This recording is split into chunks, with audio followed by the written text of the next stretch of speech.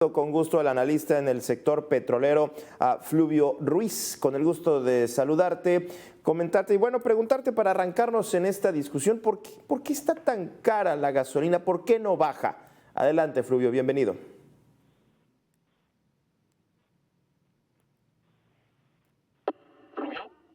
Sí.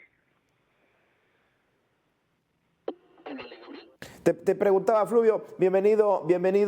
¿Por qué está tan cara? ¿Por qué está tan difícil esto de bajar la gasolina? Yo recuerdo en el 2018, independientemente de todo esto que se dio al final del sexenio de Peña Nieto, la gasolina pues, costaba 19 pesos aproximadamente. Hoy ya está en 24 pesos. ¿Por qué está tan cara, Fluvio? Adelante. Muy buenas tardes. Mira, en realidad la gasolina no se encareció más allá de la inflación durante el sexenio pasado.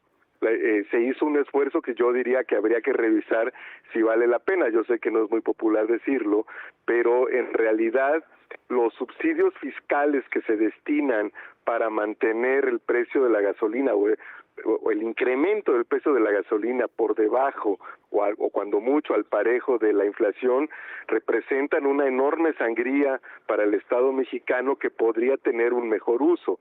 Simplemente pongo un ejemplo, en el año de 2022, para que el precio de las gasolinas no se incrementara más allá de la inflación, se destinaron 400,000 millones de pesos. 400,000 millones de pesos es el costo de Dos Bocas, de la nueva refinería. 400,000 millones de pesos es prácticamente el presupuesto de todo el sector salud. Entonces creo que habría que revisar socialmente cuál es el nivel óptimo de la fiscalidad de los combustibles, porque es muy complicado cuando se dice que es más cara que en Estados Unidos, pues la cuestión es qué parte de Estados Unidos. En California es mucho más cara, por ejemplo, ¿no? Porque hay impuestos locales. Entonces creo que sí hay la necesidad de que se revise este esquema, porque además resulta muy regresivo. Yo no veo justificación alguna para subsidiar el precio de la gasolina premium, por ejemplo, que es la que consume los vehículos de alta gama y los vehículos nuevos, ¿no? Eso quiere decir que son propietarios que están en la parte privilegiada de los deciles de ingresos del país. Muchas veces te estipulan estos subsidios pensando en reducir la inflación, pero entonces tendría sentido subsidiar el diésel, pero no las gasolinas de uso individual, porque el uso individual de gasolinas implica toda una serie de costos para el Estado que van más allá de construir carreteras y calles, sino de mitigación de efectos al medio ambiente, de camas de hospital, es una de las principales causas de muerte, los accidentes automovilísticos, en fin, hay toda una serie de costos asociados con el transporte individual que implican que pues subsidiarlos, sobre todo cuando son tan regresivos, pues deba ser una política pública que se someta a revisión, porque además estamos en un proceso, en una etapa en la que todo el mundo estamos preocupados por el cambio climático y por la transición energética, y me parece que este tipo de políticas tienen que revisarse, ¿no? Yo insisto, lo importante sería impulsar el transporte público y la electromovilidad a partir de los impuestos que se pagan por el consumo de gasolinas. Claro, hace un momento comentabas como la política pública. Entiendo entonces, difícilmente si el Estado mexicano tiene un ingreso muy importante en el tema de los impuestos, difícilmente los va a quitar, hablando de las gasolinas, hablando del IEPS, Fluvio. Así es, de hecho, lo que se había venido haciendo, pero que ahora por la disminución en la producción petrolera ya tampoco es tan viable, es una suerte de compensación. Es decir, como las gasolinas finalmente también dependen del precio del petróleo crudo, ¿no? Pues de la materia prima, ¿no?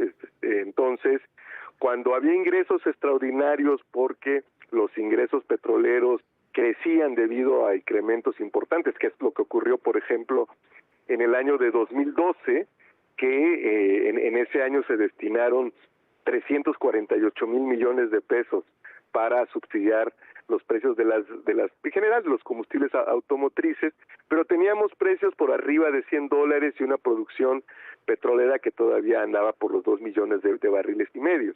Hoy producimos 1.5, 1.6 y los precios del crudo andan entre 60 y 70 dólares. Entonces, no hay forma ya de compensar con incrementos importantes en los ingresos por la venta del petróleo lo que se dejaría de percibir por el subsidio fiscal a los combustibles.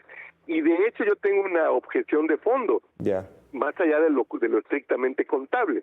Los ingresos petroleros implican un beneficio derivado de la renta petrolera que a su vez se genera por la explotación de un recurso que nos pertenece a todos, al que tiene y al que no tiene automóvil, ¿no? Y entonces se toman dinero que es colectivo, que es de propiedad de todos los mexicanos, para beneficiar a un sector privilegiado, porque no olvidemos, en nuestro país todavía tener un auto, y más los que usan premium, pues implica pertenecer a un sector privilegiado de la sociedad.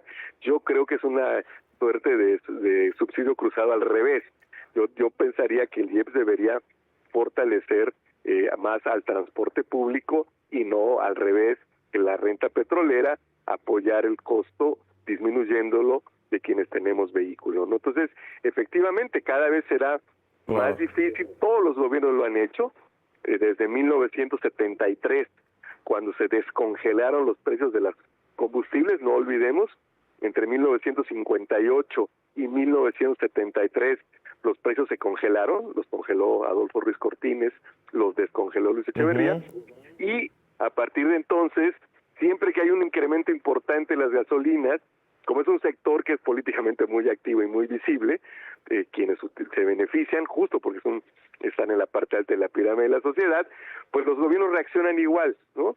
Y la comparación también, permíteme decir, con Estados Unidos es mala, porque ahí es un país, insisto, para empezar, regionalmente tiene precios muy distintos, ¿no? California y Texas tienen precios diametralmente opuestos, pero además es una sociedad que construyó su base de transporte sobre el automóvil, muy distinta a la europea. Los precios de gasolinas en Europa son muy caros, e incluso en América Latina, países como Brasil, Argentina, son mayores. Entonces creo que te hace falta una revisión importante, y lo que sí me parece muy preocupante es poner un precio fijo en todo el país, porque también no es lo mismo llevar el costo de logística simplemente de llevar la gasolina a Parral, Chihuahua, o a mi pueblo en Coatzacoalcos, que está a 20 kilómetros de la refinería de Minatitlán, pues es muy distinto, ¿no? Creo que se hace falta hacer una pedagogía desde el Estado sobre lo que implica el subsidio de los combustibles automotrices, tanto en materia de regresividad